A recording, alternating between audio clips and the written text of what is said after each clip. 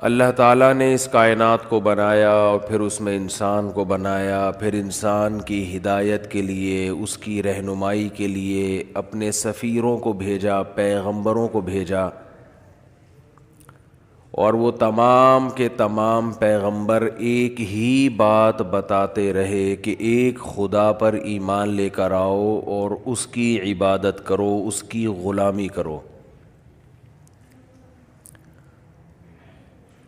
آج پوری دنیا اللہ کی غلامی سے نکلنے کی کوشش کر رہی ہے۔ دنیا کا سب سے فضول ترین کام عبادت بن گیا ہے۔ گھر میں والدین کی اگر اولاد ہو تو کمانے والے بچے کی قدر ہے، لیکن اگر کوئی دین پہ چل رہا ہے تو اس کی قدر نہیں ہے۔ گھر کا بھی یہی اصول ہے، ملکوں کے بھی یہی اصول ہیں، اور دنیا کے بھی یہی اصول ہیں کہ انسان سے محبت اس بیس پہ کرتا ہے کہ آپ اس انسان کے لیے کیا کرتے ہیں، اس انسان کے لیے آپ کیا خدمت کر رہے ہیں۔ اس سے کسی کو بحث نہیں ہے کہ اللہ کے لیے کون کیا کرتا ہے۔ دنیا میں اچھائی اور برائی اسی پہ گھوم رہی ہے کہ آپ کسی کے لیے کیا کرتے ہیں۔ حضرت ابو طالب نے نبی صلی اللہ علیہ وسلم کے جو چچا تھے، انسانیت کی بھلائی کے لیے آپ نے بہت کچھ کیا، لیکن کلمہ پڑھے بغیر دنیا سے گئے۔ تو نبی صلی اللہ علیہ وسلم نے فرمایا میں قیامت کے دن ان کی سفارش نہیں کر سکتا۔ تو ہم اگر اللہ کو مانتے ہیں، اللہ کے پیغمبروں پر ہمارا ایمان ہے، یقین ہے، تو صبح سے لے کے رات تک، رات سے لے کے صبح تک اپنی تمام معمولات کو، تمام ایکٹیویٹیز کو، تمام اعمال کو ہم نے یہ سوچ کے گزارنا ہے کہ ہم اس دنیا میں آزاد نہیں ہیں، بلکہ کسی پیدا کرنے والے کے غلام ہیں، اور اس کی رضا کے آگے ہمیں کسی کی پرواہ نہیں ہونی چاہیے۔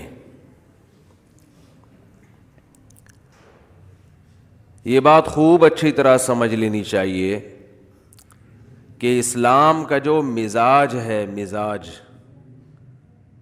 وہ صرف آپ کو اللہ کی غلامی سکھاتا ہے۔ یہی وجہ ہے کہ مجتہدین میں مسائل میں اختلافات بھی ہوتے ہیں، لیکن ان اختلافات کے باوجود دونوں فقہا، دونوں فقیہ، دونوں رائے بالکل ٹھیک ہوتی ہیں، اس لیے کہ دونوں رائے کو فالو کرنے والے کا جو بنیادی مقصد ہے وہ اللہ کی غلامی، بس تو یہ چیز دیکھی جاتی ہے۔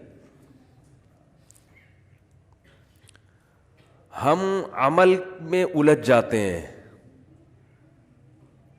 میں اکثر اس کی مثال دیا کرتا ہوں، بخاری اور مسلم کی حدیث ہے کہ نبی صلی اللہ علیہ وسلم نے، اس کو خوب اچھی طرح سمجھیں جو بات سمجھائی جا رہی ہے، اللہ کرے ذہن میں اتر جائے۔ نبی صلی اللہ علیہ وسلم نے بنو قریظہ کی طرف ایک لشکر روانہ کیا، اور آپ صلی اللہ علیہ وسلم نے اس لشکر سے فرمایا کہ جب تک بنو قریظہ نہ پہنچ جاؤ، عصر کی نماز کسی نے بھی ادا نہیں کرنی، عصر وہاں پہنچ کے پڑھنی ہے۔ صحابہ کرام کو راستے میں اتنی تاخیر ہو گئی کہ عصر کی نماز قضا ہونے لگی، نماز کے قضا ہونے کا خطرہ ہو گیا۔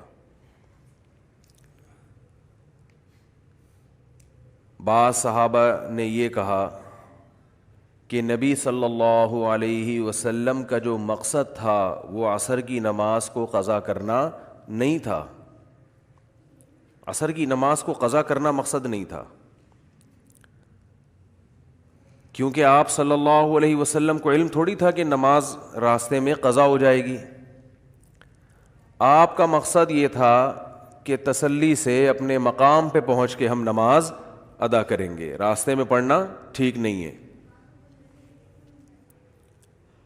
لہذا ہم نماز اب پڑھیں گے، کیونکہ نماز قضا کرنے کی اجازت نہیں ہے. اور حافظوا علی الصلوات والصلاۃ الوسطی، اللہ تعالیٰ کا ارشاد ہے نمازوں کی حفاظت کرو، خصوصاً درمیانی نماز کی. درمیانی نماز کون سی ہے؟ عصر. دوسرے فریق نے، صحابہ کی دوسرے گروہ نے یہ کہا کہ نبی کے جو الفاظ ہیں، نبی آپ صلی اللہ رب العزت کے سفیر ہیں، جو بات کہتے ہیں اپنی طرف سے نہیں کہتے. ان ہوا الا وحی یوحی، نبی صلی اللہ علیہ وسلم نے منع کیا ہے کہ راستے میں عصر کی نماز نہیں پڑھنی. تو ہم تو جو کچھ کر رہے ہیں نبی کے حکم پہ کر رہے ہیں، اور نبی کی غلامی کس کی غلامی ہے؟ اللہ کی. تو جس اللہ نے نماز کو فرض کیا ہے اسی اللہ نے ہمیں اجازت، ہمارے لیے حکم یہ کہ ہم یہاں نہیں پڑھیں گے. دو متضاد رائے سامنے آ رہی ہیں، ایک دوسرے کے بالکل اپوزٹ. بات آ رہی ہے سمجھ میں کہ نہیں آ رہی؟ اب یا تو کسی تیسرے کو جج بنایا جاتا جو فیصلہ کرتا، اور سب یہ مان لیتے کہ جو ان کا فیصلہ ہوگا ہم اسے مان لیں گے. تو جج بھی نہیں تھا کوئی. ظاہر ہے وہ جج تو نبی صلی اللہ علیہ وسلم ہوتے، آپ سے رابطہ ممکن نہیں تھا. تو صحابہ کرام کے دو فریقوں میں، دو جماعتوں میں اختلاف رائے ہوا. اب ایسا نہیں ہوا کہ انہوں نے تلواریں نکال کے لڑنا شروع کر دیا، کوئی القابات سے نوازنا شروع کر دیا ایک دوسرے کو، بلکہ انہوں نے جس کی جو رائے تھی اس نے اس رائے پر عمل کیا. بعض حضرات کی رائے یہ تھی کہ نماز پڑھنی ضروری ہے، نبی کی حدیث کی انہوں نے تعویل کی ہے. تعویل کا مطلب صرف الکلام عن الظاہر، کسی کے کلام جو ہے اس کو ظاہری معنی سے ہٹا دینا. نبی کی حدیث کے ظاہری الفاظ کیا تھے؟ عصر راستے میں نہیں پڑھنی. تو دوسرے دلائل کے پیش نظر، کیونکہ قرآن میں عصر کی خصوصی تاکید ہے، اس آیت کے پیش نظر اور نبی کے عام معمول کے پیش نظر کہ آپ نے نماز کبھی قضا نہیں کی ہے، تو اس معمول کے پیش نظر انہوں نے حدیث کے اس ظاہری الفاظ کو، بولو بھائی، پھیر دیا. سمجھ رہے ہو؟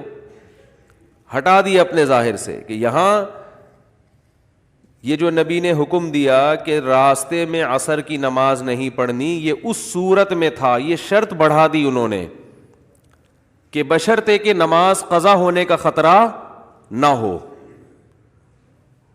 تو حدیث کے کبھی ظاہری الفاظ کو پھیرا بھی جاتا ہے. بالکل یہی کام امام ابو حنیفہ نے کیا ہے کہ جن حدیثوں میں سفر میں دو نمازیں اکٹھی پڑھنے کا حکم ہے، وہ کہتے ہیں یہاں اکٹھی سے مراد یہ نہیں ہے کہ ایک نماز کو قضا کر کے دوسرے ٹائم پہ لے جائیں آپ، بلکہ اکٹھی کا مطلب یہ ہے کہ ظہر کو عصر کے قریب لے گئے اور عصر کو پہلے لے آئے. ادھر ظہر پڑی، سلام پھیرنے کے بعد تھوڑا سا توقف کیا، ظہر کا وقت قضا ہوا، ساتھ ہی فوراً عصر پڑھ لی. ادھر مغرب پڑی، مغرب کا سلام پھیرا ہے کہ مغرب کو بالکل اینڈ تک لے گئے. جیسے ہی سلام پھیرا ہے مغرب کا وقت ختم اور فوراً عشاء کی نماز کا ٹائم شروع اور فوراً عشاء پڑھ لی. سوائے حج کے کہ عرفات میں مغرب کی نماز نہیں پڑھی جاتی، وہ مزدلفہ میں جا کے قضا کی جاتی ہے. تو وہ کہتے ہیں کہ حج میں تو حقیقت میں جمع کیا گیا ہے, سفر میں حقیقت میں جمع نہیں, جمع سوری کہتے ہیں کہ سورتن دیکھنے میں ایسا لگ رہا ہے کہ ایک نماز دوسرے ٹائم پہ پڑھی ہے, حقیقت میں نہیں ہے, اور اس پر دلائل ہیں. تو یہ مسئلہ بھی اختلافی ہے. ابھی میرا مقصد یہ مسئلے کو بیان کرنا نہیں ہے, صرف یہ بیان کرنا ہے کہ آپ بخاری اور مسلم کی ایک حدیث دیکھ لی آپ نے اور تمام مجتہدین سے بدگمان ہونا شروع ہو گئے. تو امام ابو حنیفہ رحمہ اللہ نے اس حدیث کو اپنے ظاہر پر نہیں رکھا, اور اس لیے بھی نہیں رکھا کہ اگر اس حدیث کو اپنے ظاہر پر رکھیں کہ جس میں آتا ہے کہ نبی نے 2 نمازیں سفر میں اکٹھی پڑھی ہیں, اپنے ظاہری معنی پر رکھیں کہ ایک نماز کو گویا قضا کیا ہے, تو پھر بخاری اور مسلم کی حدیث میں یہ بات بھی ہے کہ نبی نے بغیر کسی عذر کے بھی مدینہ میں 2 نمازیں اکٹھی پڑھی ہیں, حالانکہ اس کا کوئی بھی قائل, بولو نا کیا ہو گیا بھائی, نہیں ہے. پھر تو بغیر عذر کے بھی یہ عمل جائز ہو جائے گا جیسے کہ شیعہ حضرات کرتے ہیں. لیکن اس پر پھر اشکال یہ ہوگا کہ اگر بغیر عذر کے بھی 2 نمازیں آپ اکٹھی پڑھ سکتے ہیں, اکٹھی کا مطلب کہ ایک نماز کو قضا کر کے دوسرے ٹائم پر پڑھ لیں, تو پھر یہ جو 5 نمازوں کے 5 اوقات بیان کیے گئے ہیں اور ان کی تاکید کی گئی ہے اور حفاظت کا حکم دیا گیا ہے, پھر یہ تمام دلائل کالعدم ہو جاتے ہیں. بہت مشکل ہے بات سمجھانا. ان الصلاۃ کانت علی المؤمنین کتابا موقوتا, بے شک نماز مومنین پر مقررہ اوقات میں فرض ہے. تو اس سے 5 نمازیں مراد ہیں. تو میرا مقصد ابھی 2 نمازیں اکٹھی کرنے کا مسئلہ بیان کرنا نہیں ہے. میرا مقصد یہ ہے کہ یہ جو دور ہے صرف حدیثوں کے نمبر, کتاب کا صفحہ, اس سے لوگ متاثر ہوتے ہیں. علم میں عمق اور گہرائی ختم. تو آپ کو کسی بھی فقیہ سے, کسی بھی مجتہد سے بدگمان ہونے کی اجازت, بولتے کیوں نہیں بھائی, نہیں ہے. ہر ایک کا اپنا ایک سوچنے کا انداز ہوتا ہے. اور امام ابو حنیفہ کا جو اصول ہے رحمہ اللہ تعالی, وہ سب سے پہلے قرآن کو فوکس کرتے ہیں. قرآن, حدیث اگر قرآن کے خلاف ہوگی اس میں تعویل کرتے ہیں. وہ کہتے ہیں قرآن میں اقیم الصلاۃ لدلوک الشمس الی غسق اللیل, اسی طرح ہے ان الصلاۃ کانت علی المؤمنین کتابا موقوتا, نمازیں مقررہ اوقات میں فرض ہیں, اور یہ سفر میں بھی ہیں اور حضر میں بھی ہیں, دونوں میں ہیں. ہر نماز کا ایک متعین وقت ہے, ایک وقت دوسرے وقت میں داخل نہیں ہو سکتا. اور اس پر عبداللہ ابن مسعود رضی اللہ تعالی عنہ جو نبی کے سفر اور حضر کے ساتھی, ان کی صحیح حدیث بھی موجود ہے کہ نبی صلی اللہ علیہ وسلم نے کبھی بھی حج اور حج کے علاوہ کبھی بھی 2 نمازوں کو اکٹھا نہیں پڑھا ہے. پھر بھی بہرحال دوسری طرف بھی فقہا ہے, ہم ان کے مذہب, ان کی رائے کے بھی احترام کرتے ہیں. اگر کوئی امام شافعی کے فقہ کو مکمل فالو کرتا ہے, اس کے لیے امام شافعی کی تقلید میں وہ یہ کام کر رہا ہے, وہ کہتا ہے میں کم علم ہوں, ان کا علم مجھ سے زیادہ ہے, تو فاسألوا اہل الذکر ان کنتم لا تعلمون. قرآن کہہ رہا ہے تمہیں علم نہیں ہے تو اہل علم سے رابطہ کرو, ان کی رائے پر عمل کرو.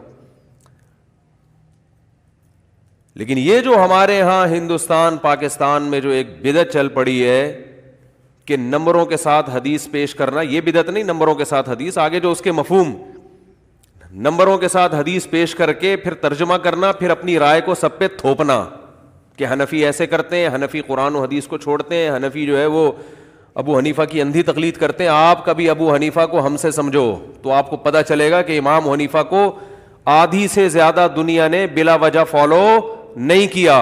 بہت مضبوط رائے ہوتی ہے, بہت مضبوط رائے.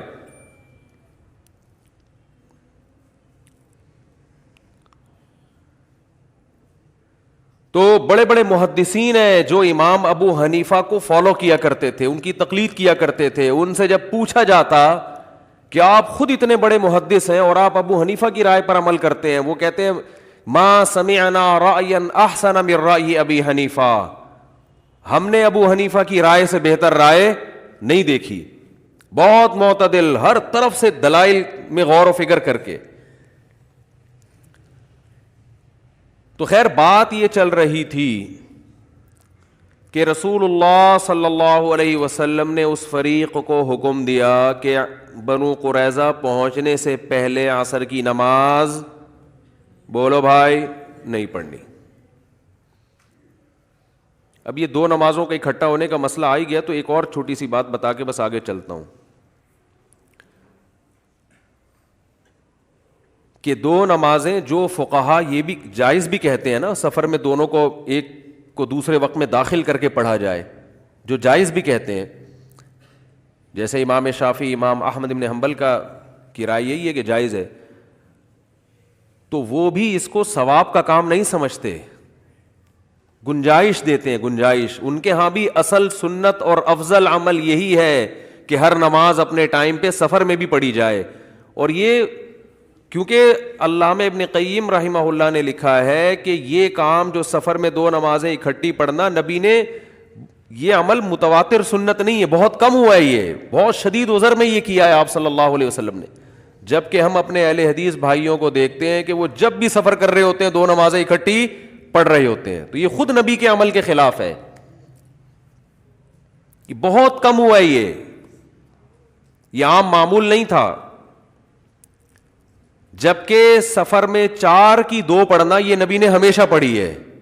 ایک حدیث بھی ہمارے سامنے ایسی نہیں ہے کہ نبی صلی اللہ علیہ وسلم نے سفر میں قصر نہ کی ہو، آپ نے 4 رکعتوں کو پورا 4 پڑھا ہو، ایک بے غبار روایت بھی، سری روایت بھی ہمارے پاس موجود نہیں ہے۔ تو سفر میں 4 کی 2 پڑھنا تو سنت متواترہ ہے، لیکن 2 نمازوں کو جمع کرنا یہ افضل نہیں ہے۔ افضل یہی ہے کہ اس میں آپ ہر نماز اپنے ٹائم پہ پڑھیں، لیکن عام ہم دیکھ رہے ہیں کہ اس کا تو ایک ایسا رواج چل پڑا ہے کہ، اور ویسے بھی عقلی لحاظ سے اگر دیکھا جائے کہ اسلام نے جو سفر میں گنجائش دی ہے کہ 4 کی 2 پڑھو، وہ گنجائش اسی لیے دی ہے کہ نماز اپنے وقت سے ٹالنے کی نوبت نہ آئے۔ یعنی اگر آپ عقلی لحاظ سے دلیل نظر جس کو کہتے ہیں کہ وہ رخصت دی ہی اسی وجہ سے گئی ہے کہ مختصر کرنے کا مقصد ہی کیا ہوتا ہے کہ اس مختصر چیز کی حفاظت کرنا آسان ہوتا ہے، تو حفاظت کا مطلب اپنے وقت پہ پڑھنا۔ خیر اختلافی مسئلہ ہے، ہم اختلافی مسائل میں شدت کے قائل نہیں ہیں، ہمارا مقصد ان لوگوں پہ رد کرنا ہے جو ایک رائے کو سمجھتے ہیں کہ بس 100% یہی درست ہے، اس کے علاوہ سب کیا کر رہے ہیں۔ آدھی امت جو تھی وہ معاذ اللہ وہ بے وقوف تھی۔ تو نبی صلی اللہ علیہ وسلم نے صحابہ کو حکم دیا کہ بنو قریظہ پہنچنے سے پہلے عصر کی نماز نہیں پڑھنی۔ بعض نے پڑھی اور بعض نے نہیں پڑھی۔ جنہوں نے پڑھی انہوں نے نبی کی حدیث کے ظاہری الفاظ کو فالو کیا، سمجھ رہے، دوسرے دلائل کو نہیں دیکھا۔ انہوں نے کہا یہ خود ایک مستقل دلیل ہے کہ ہم نے نہیں پڑھنی، بس نبی کا حکم ہے۔ جنہوں نے پڑھی انہوں نے نبی کے ان الفاظ کو دوسرے دلائل سے تقابل کیا اور ان الفاظ میں تعویل کی۔ تعویل کا مطلب ایک شرط کا اضافہ کر دیا کہ نبی کا جو یہ حکم تھا کہ بنو قریظہ پہنچنے سے پہلے عصر نہیں پڑھنی، یہ حکم اس صورت میں تھا کہ نماز قضا نہ ہو، اپنے وقت پہ پڑھنے کا ٹائم بھی مل جائے، لہذا ہم نماز پڑھیں گے اگرچہ نبی کے حدیث کے بظاہر خلاف ہی کیوں نہ ہو۔ یہ دونوں فریق جب نبی صلی اللہ علیہ وسلم کی خدمت میں حاضر ہوئے سفر سے واپسی پہ، تو آپ نے کسی کو بھی ملامت، بولتے کیوں نہیں بھائی، نہیں کیے۔ اب جو میں اصل بات سمجھانا چاہ رہا ہوں اس کو کھوپڑی میں بٹھانا چاہیے ہم سب کو۔ دیکھو اس سے بڑا اختلاف اسلام میں ہو نہیں سکتا، کیونکہ اسلام میں سب سے اہم ترین حکم کیا ہے؟ نماز۔ اس سے بڑا اختلاف ہو سکتا ہے؟ کیونکہ توحید کے بعد سب سے پہلا حکم اور سب سے اہم حکم جس کے بارے میں قبر میں سب سے پہلے سوال ہوگا وہ کیا ہے؟ نماز۔ حضرت عمر بن عبد العزیز کا مشہور مقولہ ہے، ان اہم امورکم عندی الصلاۃ من حفظها فهو لما سواها احفظ وَمَنْ ضَيَّعَهَا فَهُوَ لِمَا سِوَاهَا أَضْيَعُ، کہ انہوں نے اپنے عمال کو خط لکھا تھا، جو حکومت کے سرکاری ملازم تھے نا، ان سب کو خط بھیجا تھا کہ میری نظر میں سب سے اہم ترین چیز نماز ہے، جو اس کی حفاظت کرے گا وہ باقی احکام کی بھی حفاظت کرے گا، جو اس کو ضائع کرے گا تو باقی احکام کو اس سے بھی زیادہ ضائع کرے گا وہ۔ دیکھیں باپ نے ایک بات بہت تاکید سے آپ کو کہی ہو، بہت زیادہ وصیتیں کی ہوں کہ یہ کام کرنا ہے، یہ لازمی کرنا ہے، یہ لازمی کرنا ہے، آپ نے وہی نہیں کیا، تو لوگ کہیں گے باقی تو چھوٹے موٹے حکام ہیں، وہ تو ویسے ہی، اب تو وہ تو اس پر تو ویسے بھی عمل نہیں کرے گا، جب اتنی اہم حکم کو توڑ دیا تو اس سے چھوٹے حکم کو تو توڑنا اور آسان ہوتا ہے نا۔ تو حضرت عمر بن عبدالعزیز نے کیا فرمایا کہ جو نماز چھوڑے گا تو اسلام کے باقی حکام کی وہ دھجیاں اس سے زیادہ اڑائے گا۔ وراثت تو بہت دور کی چیز ہے، بہنوں کو وراثت دینا اور باقی برائیوں سے بچنا، وہ سب سے اہم تو یہ ہے۔ تو اب آپ بتاؤ اسلام میں سب سے اہم حکم توحید کے بعد کیا ہے؟ یعنی اسلام لانے کے بعد نماز ہے۔ اور صحابہ کا اختلاف جو ہوا کس مسئلے میں ہوا؟ نماز کے مسئلے میں۔ پھر نماز میں اختلاف میں بھی سب سے اہم اختلاف نماز پڑھنا یا نہ پڑھنا ہے، کیونکہ نماز کے طریقوں میں اختلاف یہ کم درجے کا ہے، پڑھ تو رہا ہے نا کہ رفع الیدین سے پڑھنا ہے یا رفع الیدین کے بغیر پڑھنا ہے، زور سے آمین کہنا ہے کہ آہستہ آمین کہنا ہے، ٹانگیں چوڑی کرنی ہے کہ پتلی کرنی ہے، ہاتھ یہاں باندھنے ہیں کہ یہاں باندھنے ہیں، یہ کم درجے کا اختلاف ہے۔ ایک اختلاف یہ ہے کہ رکعتوں میں اختلاف ہو جائے کہ 4 پڑھنی ہے کہ 2 پڑھنی ہے، یہ تھوڑا اور بڑا اختلاف ہے۔ اور ایک اختلاف یہ کہ اس پہ ہو جائے کہ پڑھنی ہے کہ نہیں پڑھنی، یہ اس سے بھی زیادہ۔ بولتے کیوں نہیں بھائی؟ یہ ٹیکنیکل پوائنٹ ہیں، ان کو یہ کتابوں میں نہیں ملیں گے آپ کو، ان کو نوٹ کر لیا کریں۔ نماز پڑھنی ہے کہ نہیں پڑھنی، سرے سے عدم اور وجود میں اختلاف ہو رہا ہے۔ ہمارے تو اس سے کم درجے کے پھڈے ہیں، ہمارے جو جھگڑے ہیں نا، ہم تو رفع یوں کرنا ہے کہ نہیں کرنا ہے، پھر جو کہتے ہیں یوں کرنا ہے وہ کہتے ہیں نہیں بھی کرو تو ہو جائے گی بہرحال، لیکن کر لو۔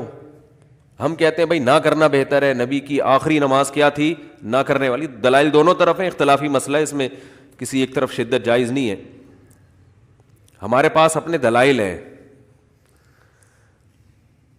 زور سے آمین ہے، آہستہ آمین ہے، ٹانگیں چوڑی ہیں پتلی ہیں، یہ بہت کم درجے کا اختلاف ہے۔ بڑا اختلاف یہ تھا کہ پڑھنی بھی ہے کہ نہیں پڑھنی۔ پھر اس سے بھی بڑا اختلاف یہ ہے، ایک اگر پڑھنے اور نہ پڑھنے میں اختلاف ہوتا، لیکن اختلاف کی نوعیت یہ ہوتی کہ پڑھنا مستحب ہے یا نہ پڑھنا مستحب ہے، تو یہ بھی بڑا اختلاف تھا، مگر یہ مستحب کا ہو رہا ہے اختلاف کہ پڑھنا بہتر ہے یا نہ پڑھنا بہتر ہے۔ دونوں فریق کہہ رہے ہوتے جائز تو ہے لیکن بہتر ہے کہ نہ پڑھو، ایک کہہ رہا ہوتا کہ جائز تو ہے کہ نہیں پڑھو لیکن بہتر ہے کہ پڑھ لو۔ یہ نہیں، بلکہ اختلاف ہوا، ایک فریق کہہ رہا ہے پڑھنا فرض ہے کیونکہ نماز ہے، دوسرا کہہ رہا ہے پڑھنا جائز نہیں ہے کیونکہ نبی کے حکم کی مخالفت ہے۔ فرض، جائز اور ناجائز کا اختلاف ہو رہا ہے کہ پڑھنا جائز بھی ہے کہ نہیں ہے، یہ اور اونچے درجے کا اختلاف ہو گیا کہ نہیں ہو گیا۔ یہ ایسے جیسے ایک کہے کہ رفع الیدین سے نماز ہوتی ہے، دوسرا کہے کہ کر لیا تو نہیں ہوگی، ایک کہے کہ نہیں کیا تو نہیں ہوگی، ایک کہے تو کیا کر لیا تو نہیں ہوگی، بالکل ایک دوسرے کے اپوزٹ آ کے کھڑے ہو گئے۔ تو نماز کے فرض اور ناجائز ہونے میں اختلاف ہو رہا ہے۔ ایک فریق کے نزدیک نماز چھوڑنا جائز نہیں ہے، عصر کی نماز جو بنو قریظہ جاتے ہوئے، اور دوسرے فریق کے نزدیک پڑھنا جائز نہیں ہے۔ یہ اور اونچے درجے کا اختلاف ہو گیا نا۔ بہت مشکل ہے بات سمجھانا بھائی، بہت مشکل ہے۔ اور نماز کی سنتوں کے بارے میں نہیں ہو رہا اختلاف کہ پہلے 4 سنت پڑھنی ہے کہ نہیں پڑھنی، بعد میں 2 سنت پڑھنی ہے کہ نہیں پڑھنی، نہ، فرض نماز کے بارے میں یہ اور اونچے درجے کا اختلاف۔ اور پھر نماز بھی کون سی؟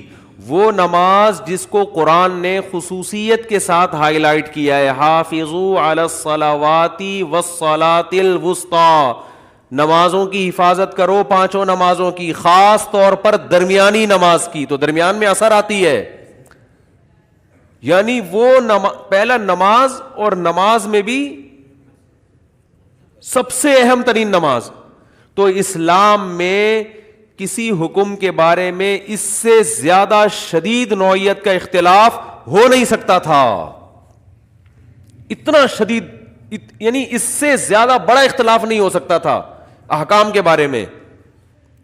اس کے باوجود دو متضاد رائے کو نبی صلی اللہ علیہ وسلم نے درست قرار دیا. کسی پر بھی ملامت، بولتے کیوں نہیں بھائی؟ بولنا پڑے گا آپ کو، اب کسی پہ بھی ملامت نہیں کی ہے آپ نے.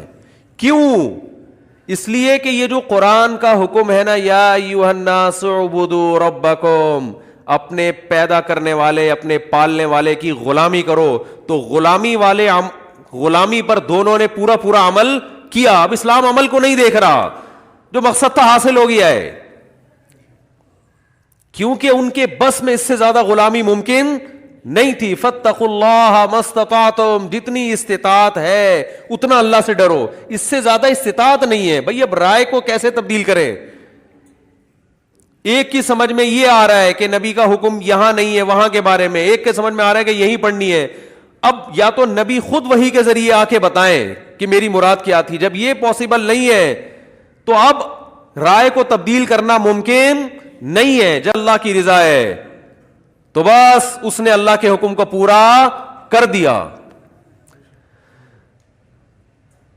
جو لبرلز لوگ ہیں، جو اسلام سے ہٹ کے زندگی گزارتے ہیں، وہ عمل کو دیکھتے ہیں. اسلام اللہ کی غلامی کو فوکس کرتا ہے کہ آپ نے انسان کا بچہ بن کے زندگی گزارنی ہے، خدا کے غلام ہو، اس کے مطابق زندگی گزارنی ہے. آگے آپ کا عمل اس بنیاد پر کیسا بھی عمل کیوں نہ ہو، اللہ اس کو قبول کر لے گا. عمل کی پیچیدگیوں میں نہیں جانا آپ نے. عمل کی بیس یہ ہونی چاہیے کہ اللہ کی رضا، اللہ کی غلامی، عبودیت، بس. اس سے اگر رائے میں بھی اختلاف ہو رہا ہے، عمل بھی متضاد ہو رہا ہے، آپ احتیاطوں پہ عمل اس لیے کرتے ہو، اللہ کا حکم ہے، اس کے بعد نقصان ہو جائے کوئی مسئلہ نہیں ہے بھائی، ہم نے اس لیے عمل کیا ہی نہیں تھا کہ نقصان نہ ہو. نقصان کس کے ہاتھ میں ہے؟ نفع نقصان. تو مسلمان کو تو ویسے ہی ٹینشن ختم ہو جاتی ہے. آپ پیسہ کمانے کی کوشش اس لیے کرتے ہو، اللہ کا حکم ہے، حلال کمانا عبادت ہے، مل گیا ٹھیک ہے، نہیں ملا تو مقصد تھوڑی ہے، مقصد تو اللہ کی غلامی تھا، وہ ہم نے کر لی بھائی. خامخواہ کی ڈپریشن، خامخواہ کی ٹینشن لوگوں نے لی ہوئی ہے. یار اللہ نے حکم دیا تھا یہ کرو، ہم کر رہے ہیں، پھر بھی نتیجہ تو نکل نہیں رہا. تو بھائی تم نے اللہ کے حکم کی وجہ سے